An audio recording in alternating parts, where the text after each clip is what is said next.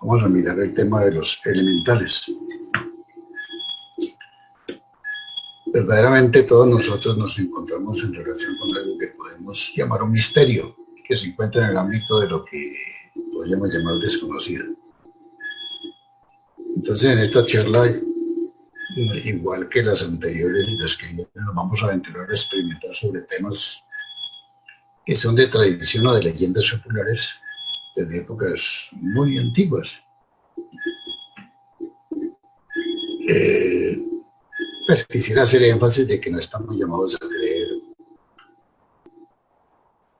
o a estimular de alguna manera estudios fenoménicos, sino que solo se quiere que nos aventuremos a penetrar en ese campo de lo desconocido, que, que es un lugar que en gran parte rodea nuestro mundo interior, es decir,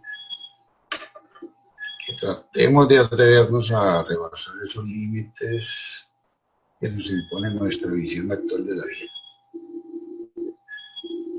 Entonces vamos a trabajar con los elementales. Los elementales fueron descritos por primera vez de manera teórica en las obras alquímicas de Paracelso, quien nació en una localidad muy cercana a Suiza. Decía Paracelso en sus escritos que los elementales no eran espíritus, sino seres con carne y hueso que tenían igualmente sangre, que podían comer, que podían hablar, que se enfermaban, que trabajaban, que descansaban y dormían. O sea que se parecían mucho a nosotros los humanos,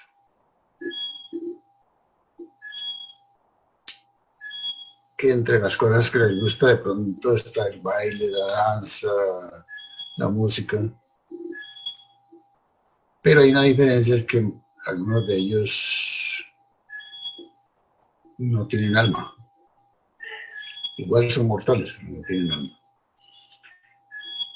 Paracelso también se basó a su vez en la teoría de los elementales naturales sistematizada por Empédocles, que fue también otro gran filósofo y político griego. ¿Qué es lo que postulaba Empédocles? Decía que como principios constitutivos de todas las cosas existen 4 elementos inalterables y eternos, que son el agua, el aire, la tierra y el fuego. Y que estos elementos, al combinarse en distintas proporciones por efectos de fuerzas cósmicas,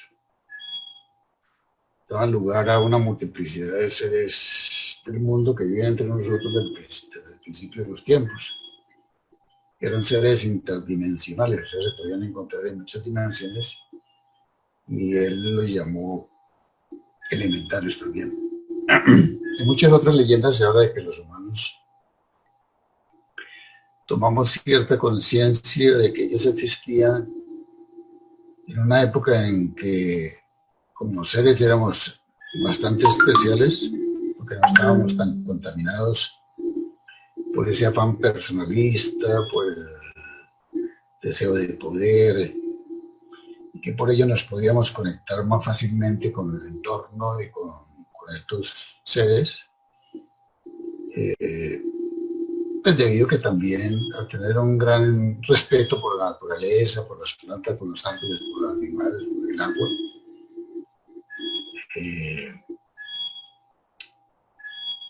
nos podíamos tener cierta conexión con ellos.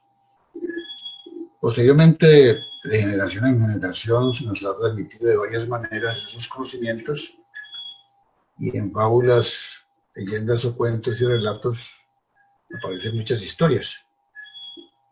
Por ejemplo, en la filosofía antigua se habla de la relación de los elementales con los 5 elementos compuestos del mundo material, que son el éter, el aire, el fuego, el agua y la tierra, quienes a su vez están en directa relación con los 5 sentidos con los que contamos nosotros, que son el oído, el tacto, la vista, el gusto y el olfato.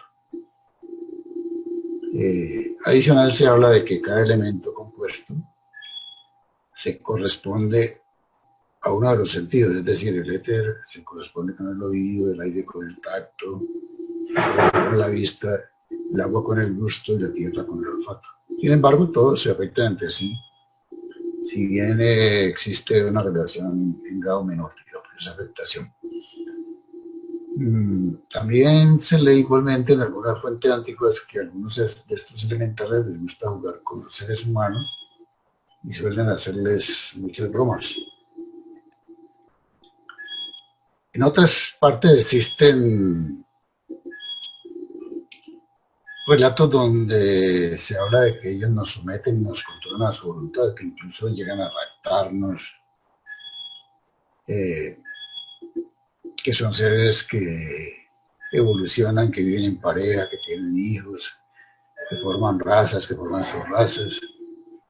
Algunos de ellos se cruzan con algunos elementales, perdón, se cruzan con algunos seres humanos y forman como razas híbridas.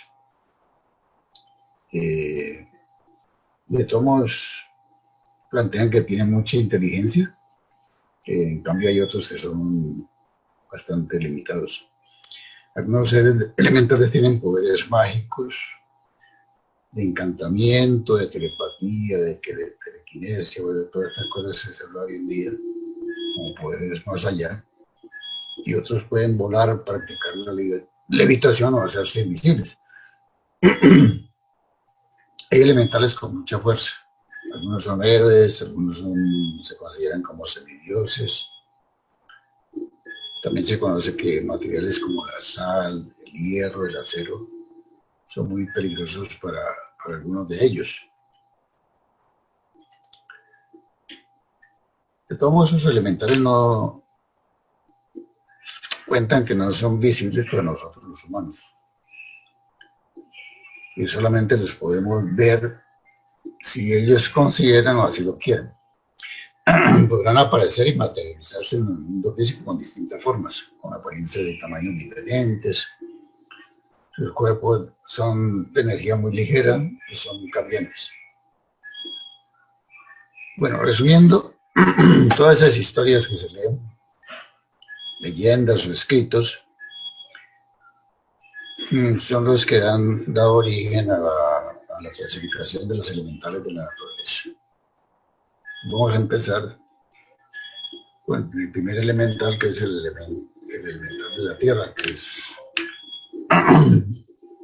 lo llaman Peitivi, que es la diosa de la tierra. En una de las leyendas antiguas se considera que Peitivi es la que corresponde al elemento tierra, y que a su vez ella como diosa crea algunos elementales que son seres muy diminutos, con largas barbas y aspecto muy grotesco.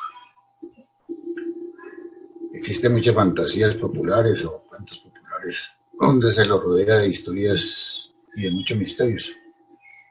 Por ejemplo, el caso de Blancanieves y los 7 enanos. Por eso se habla que estos elementales son como seres muy, muy pequeños, enanos, como duendecitos, como gnomos. Si bien suelen materializarse, a veces no son visibles para los seres humanos con visión ordinaria. El caso es que se hablan de, por ejemplo, de que a veces los cabellos aparecen con trenzas de un día para otro en el pelo que tienen en el cuello. Y se habla que son los duendecitos que han estado jugando allí o haciendo algún trabajo. También se habla de que a veces distraen a los niños. Bueno, hay muchas visiones o versiones de cuentos que se mueven por allí. Por ejemplo, los gnomos es muy común que se hable de ellos, ¿no? Inclusive hay historietas de gnomos. Los podemos encontrar también en unos cuentos que aparecen en los celulares, que creo que se llama Fortnite. Hay cuentos de estos gnomos en miles de leyendas de casas de Alemania, de Polonia, de todo el mundo en realidad. Uno de los que toca bastante ese tema es las películas de Harry Potter. Hay un cuento de las leyendas españolas que habla de que hace muchos años un pastor, siguiendo una res extraviada, penetró por la boca de una cueva y de pronto se vio solo y perdido en aquella inmensidad. Anduvo durante muchas horas en ese medio sin hallar la salida, y cuando salió de allí estaba supremamente pálido, estaba como prácticamente muerto.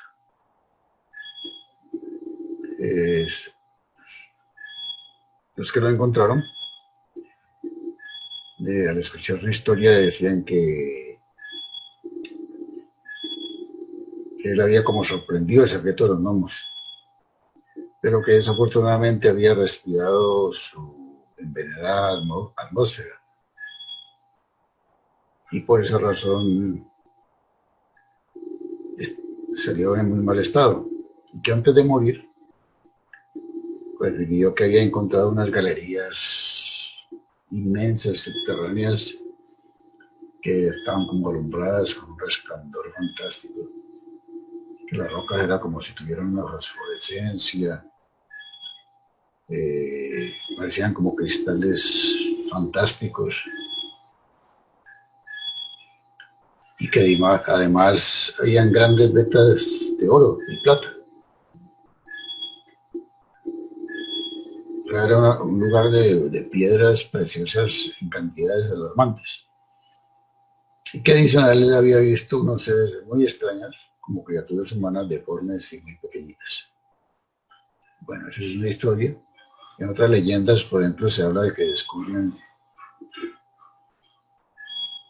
que ellos mismos se encargan de descubrir los tesoros que los ávaros, o sea, aquellas personas que están amasando y amasando dinero, y al final se mueren y no se sabe dónde los han dejado.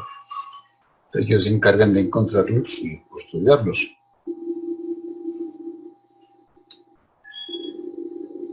Otras leyendas hablan de que los piratas, por ejemplo, robaban mucho dinero, lo metían en cuevas. Que después esos piratas desaparecieron, y esos gnomos hoy en día se encargan también de custodiar esos lugares. O sea, hay infinidad de historias. Según la mitología hindú, por ejemplo, existe un rey de los dioses y señor de los cielos llamado Indra, quien es el que gobierna los elementales creados por la madre Prithvi, que hablábamos que era la diosa de la tierra. Bueno, de esa Prithvi, perdón, a Indra se lo conoce como un dios que es como el dios de la guerra, del trueno.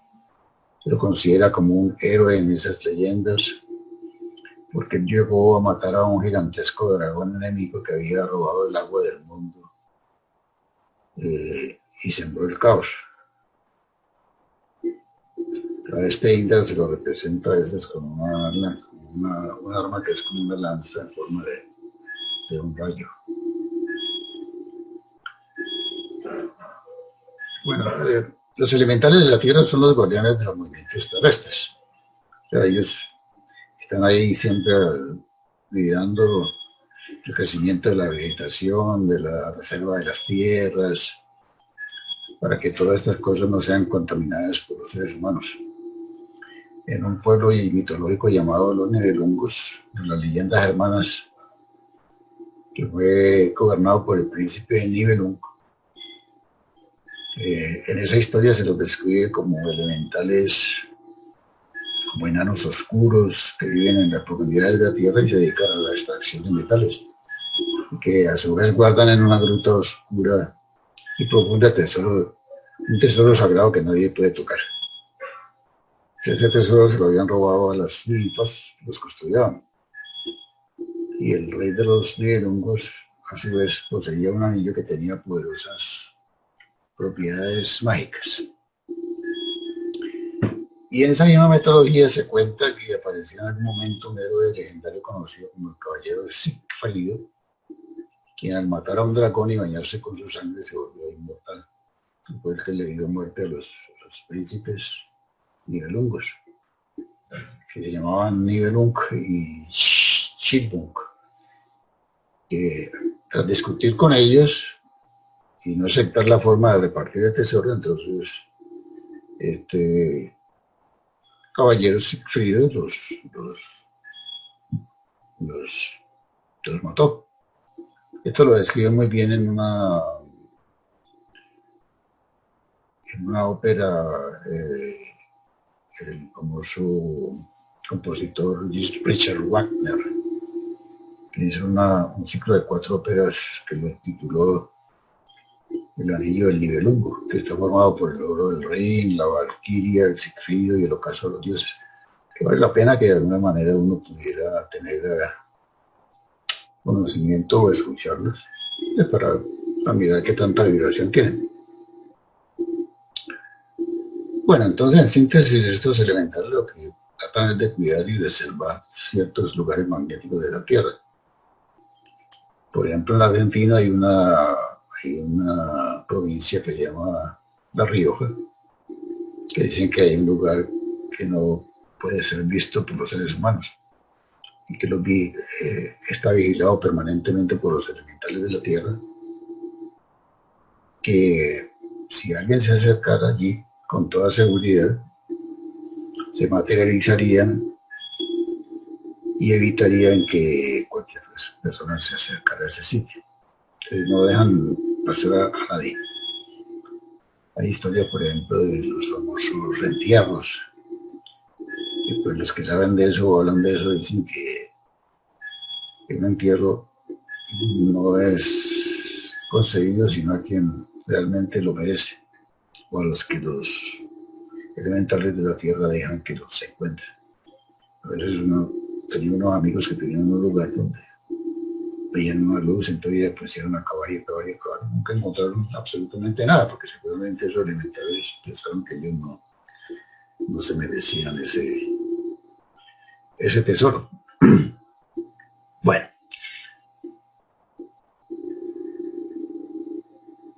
los elementales de la Tierra entonces se dividen en grupos que son de formas diferentes para cumplir una función. O sea, la función de ellos es tratar de dirigir las transformaciones de los metales. De ahí surge una leyenda del conde de Saint Germain, por los años de 1700, quien fue se considera un gran alquimista. Y normalmente este personaje se dice que tenía el secreto de la inmortalidad, que siempre que se lo veía en cualquier lugar era como de la misma edad, pero que él tenía el secreto de poder convertir los metales en oro.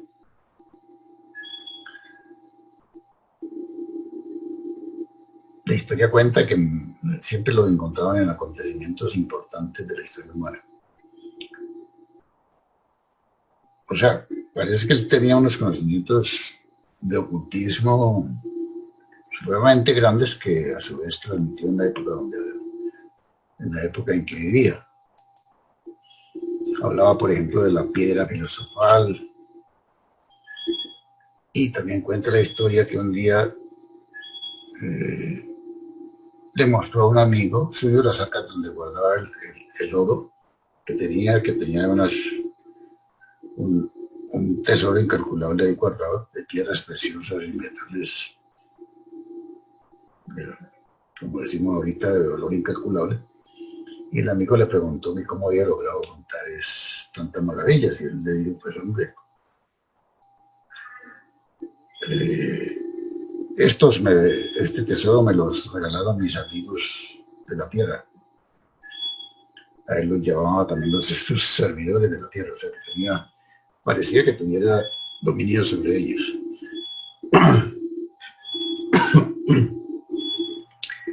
Tomemos ahora el elemento agua. Ya pasamos la Tierra, ahora vamos a mirar el agua. El agua, que se le llama paz, también crea ciertos elementales. Y la historia dice que a esos elementales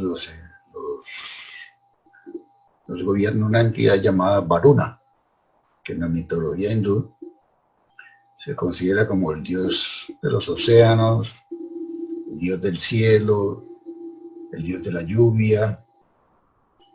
En otras corrientes se lo llama Serafiel, que tiene como mitad parte pescado y la otra mitad es como una criatura de la tierra.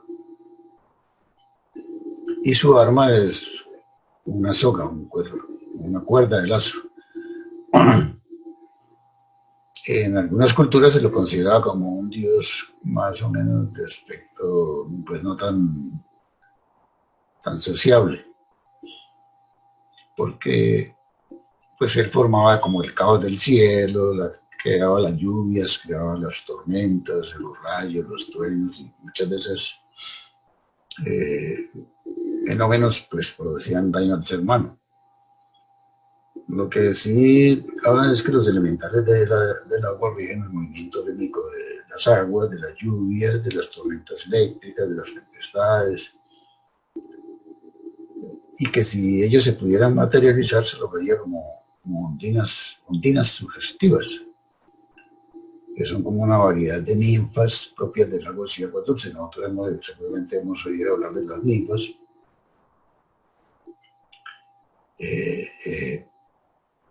Por ejemplo, en la Ilíada y la Odisea hay frases o textos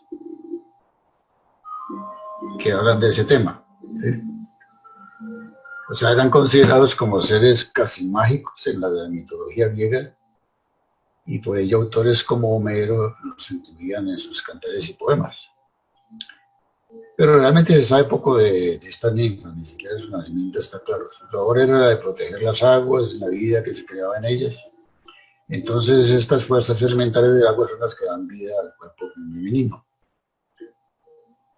Y por ejemplo, las ondinas dicen que tienen el cuerpo azulado o verde, los dedos de las manos y pies son ligeramente palmeados, las orejas puntiagudas, los cabellos son como largos y azules, amarillos o verdes, en fin.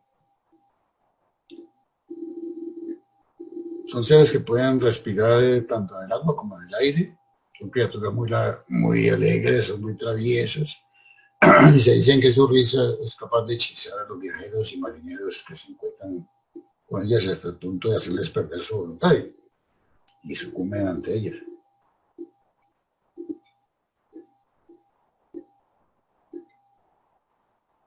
En algunas historias se dice que algunos pescadores han encontrado la muerte de tener cerca a una ondina.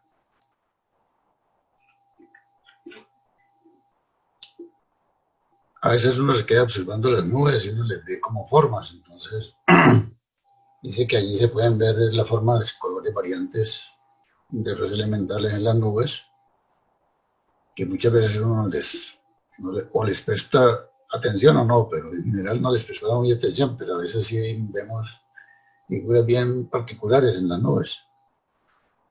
Estos elementales de la Tierra son muy reacios a alternar con los seres humanos.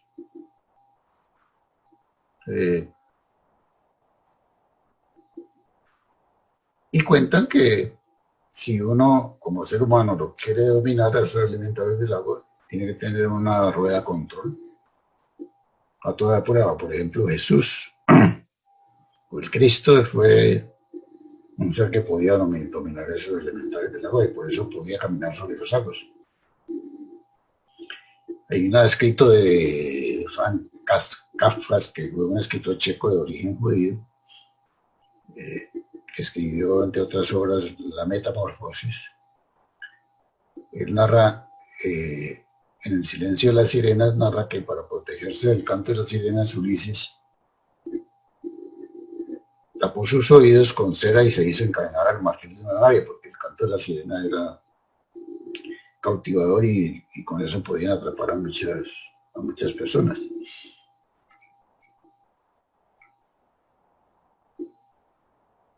Pues Ulises sabía que ese canto de la sirena podía traspasar absolutamente todo, y por eso se hizo amarrar al mástil de la embarcación. O sea que él se confió muy fuertemente de esa cera que se colocó en los oídos y en las cadenas que se había colocado. Sin embargo, las sirenas dicen que poseían un arma mucho más terrible que el canto y era el silencio. Y la idea de ellos era que cuando pasara Ulises no iban a hacer absolutamente, no van a cantar, sino a hacer el más absoluto silencio para lograr atrapar. Pero Ulises le salió adelante, digamos. Y que Ulises tuvo como un gran dominio de sí mismo y ni siquiera oyó el silencio.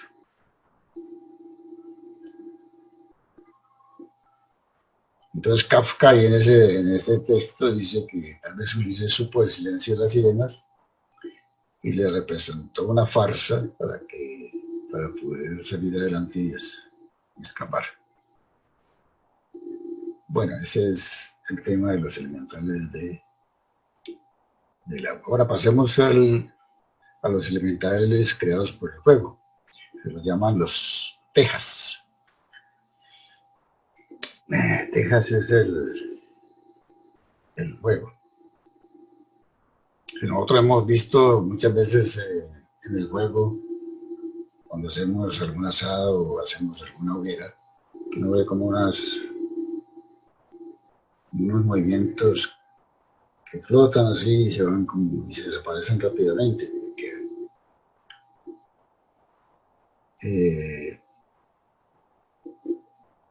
Y a eso se lo llaman las luminosas salamandras, que salen de ese humo de las hogueras.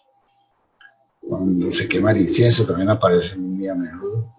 Paracelso decía que las salamandras se han visto con la forma de bolas de fuego o lenguas de fuego, que corren por los campos y van mirando como a las casas. Pero en algunas leyendas se hablan de sátiros ardientes, que eran criaturas de la mitología griega con el torso de un hombre, pero con la mitad inferior y cuernos de una cabra, por decirlo así. Se lo representaba como criaturas que eran muy borrachas, que eran muy amantes de las mujeres, luminosas, por decir algo, y con frecuencia perseguían a las ninfas. Esas ninfas, como ya hemos visto, pues tenían un gran atractivo y un gran encanto. Entonces, pues por supuesto los sátiros se volvían locos por ellas.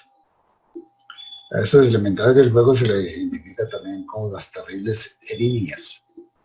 Esas erinias eran igual personificaciones femeninas, pero que eran como, ¿por qué se les llamaba terribles? Porque eran diosas de la venganza, de la justicia, que tenían como una necesidad moral de castigar y vengar toda injusticia que los dioses o los mortales cometían entre ellos y en el seno de sus familias. O sea, estaban muy atentos a eso. Bueno, todos estos elementales del juego adoran al valiente y repudian al cobarde. Cualquier alma fuerte, que tiene ciertas cualidades, los puede dominar. Por eso esos santos que no temían a la muerte podían caminar sobre los vasos, por ejemplo. Me atrevo a pensar que en la época de los cristianos, cuando metían esos cristianos a las hogueras, muchas veces ellos silenciosamente se enfrentaban a ese momento con gran altura y muchos de ellos dicen que prácticamente el fuego no les hacía nada. Bueno, hoy en día digamos que hay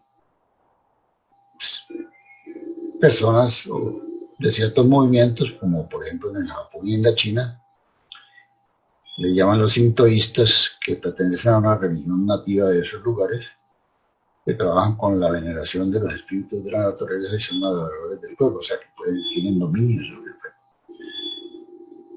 Hay una historia que relata que en una tierra cercana a Jerusalén una vez una persona que conocía de los elementales comentó que en un momento dado sería encerrado en su casa con un gran incendio, que esa casa comenzó a arder,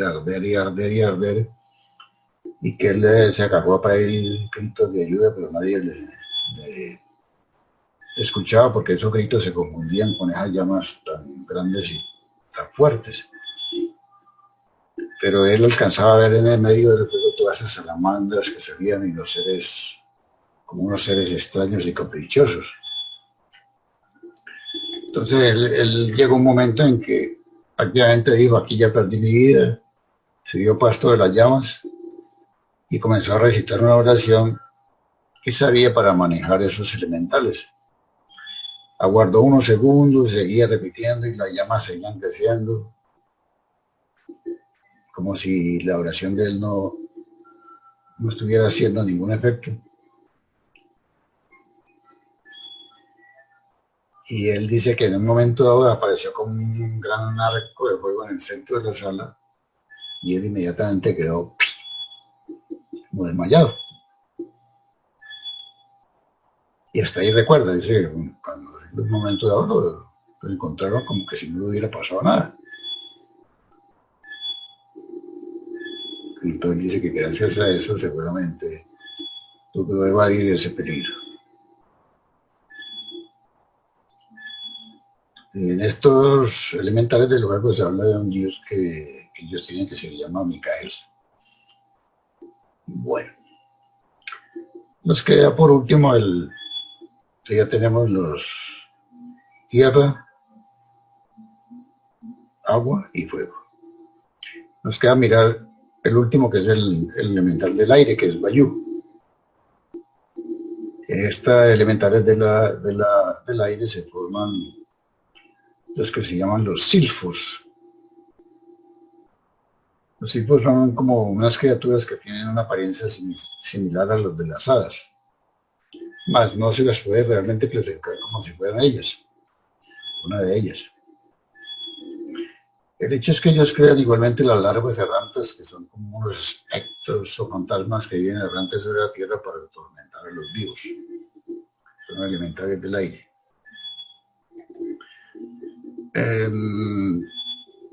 Hablan de que no son ni amigos ni enemigos de los seres humanos, pero sí permanentemente están como huyendo de los seres humanos por alguna razón.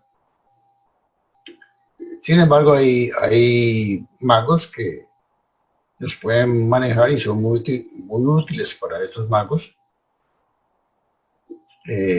porque una vez que ellos lo logran dominar, los magos lo logran dominar a estos elementales del aire, ellos se vuelven como siervos muy ciegos, digamos, les sirven ciegamente. Pero que si en algún momento los dejan en libertad, ellos inmediatamente corren velozmente y se pierden. Me acordaba en este momentico de la historia de Aladino y la lámpara maravillosa, que cuando se rota la lámpara sale como un aire de ahí y se transforma en un príncipe, como en como una entidad especial que le dice que le concede tres poderes, alguna cosa así. Que después rápidamente, cuando lo quiere dominar, le sella la lámpara y él vuelve allí.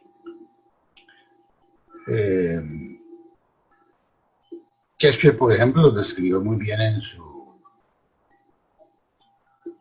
su personaje Ariel de la obra La Tempestad. Ariel es un personaje ficticio, es como un espíritu sílfide, sirviente de un mago muy próspero, a quien este elemental está obligado a servirle tras haber sido rescatado por el mago de un árbol en el que se había visto encarcelado.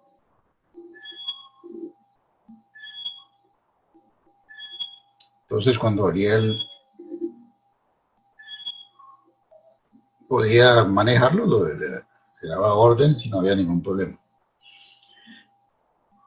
Bueno, estos elementales del aire suelen revestirse de cascarones humanos y animales que pululan en el séptimo plano del mundo astral. Pues, el mundo astral, el tema de otra charla, está manejado en diferentes planos Dicen que el séptimo plano astral es el plano más denso, más sombrío, quizás el que algunos llaman como el infierno, que no es porque uno va a permanecer ahí para siempre. Entonces, como temporalmente, o cuando hablamos temporalmente no sabemos cuánto tiempo, hay seres que por su condición humana han sido como muy pobres en sus respuestas ante la vida, o de pronto han hecho mucho daño, pues van a parar a esos planos. Y es como si formaran unos cascarones etéreos. Y tarde que temprano uno tiene que dejar el cascarón a un lado y pasar a otra dimensión, porque es como todo el proceso.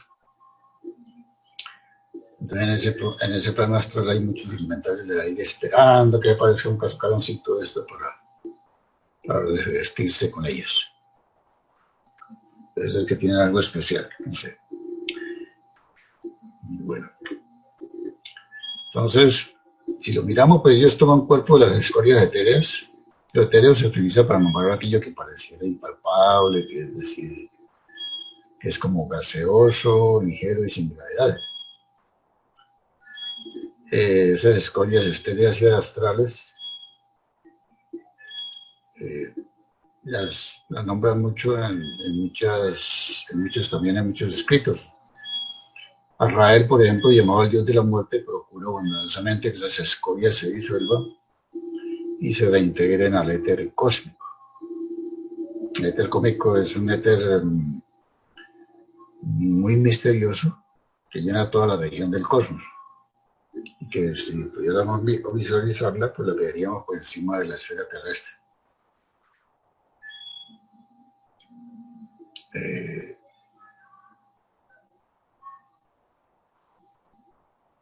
Bueno, en síntesis es como si dicen que hay una hueste que se llama la hueste de la sombra que gobierna a los seres elementales, los tienen circunscritos a estos dentro de su campo magnético. Y de este modo o evita que los seres hagan daño a los seres humanos que de alguna manera no los conocemos ni los podemos percibir. Se habla en las culturas como de Azariel.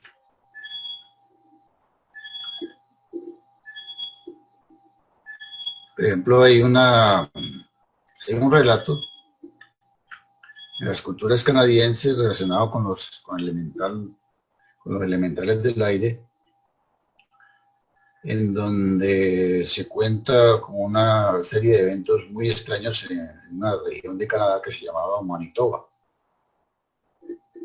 Y había una población que se llamaba Stillwater, donde prácticamente toda la población desapareció de la noche a la mañana.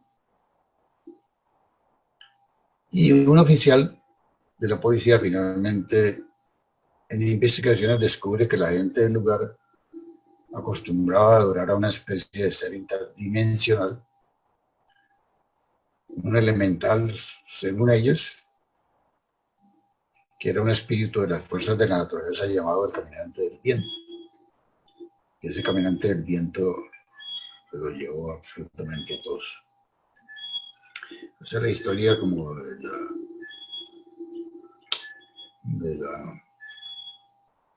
de estos famosos elementales del aire. Bueno, esto más o menos es el resumen del tema de los elementales. Pues es un tema cautivante, igual que todos los que desconocemos. De pronto no nos encontramos tan frecuentemente. Hay historias donde hay personas que cuentan que hay niños que los han encontrado, se desaparecen y después hablan de que estuvieron jugando con enanitos o seres muy pequeños, porque son como juguetones, como hemos dicho. Lo importante es como que todo esto nos lleve a interiorizar que dentro del trabajo que nosotros realizamos que no es nada fenoménico, simplemente es investigativo como en todo. Y si cuando nosotros penetramos al interior, vamos a encontrarnos también adentro de nosotros un mundo lleno de sorpresas, de cosas muy hermosas. Entonces, como se habla de lo que uno encuentra adentro, también lo encuentra afuera, pues afuera vemos todos estos misterios que son fascinantes, por decirlo así, pero que también nos van ayudando a perder un poco el miedo hacia lo que no vemos, a enfrentar lo que no vemos. Es un llamado a eso, que tratemos de mirar hacia adentro, perdamos el miedo de mirar hacia adentro, de aventurarnos a trabajar en ese mundo maravilloso que es el mundo interior, que es un mundo aterrizado porque tenemos que trabajar con lo que conocemos, con lo que sabemos, con nuestros pensamientos, sentimientos, acciones, y aprender a tener herramientas que nos ayuden en todos los campos de la vida, a reconocer que más allá de lo que actualmente se nos ha mostrado que es la realidad,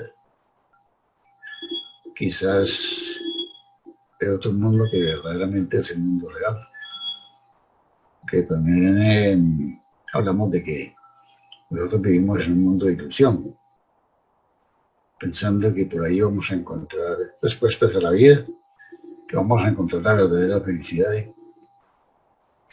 Generalmente nos topamos con sorpresas muy grandes, que no es así. Entonces agradezco mucho pues que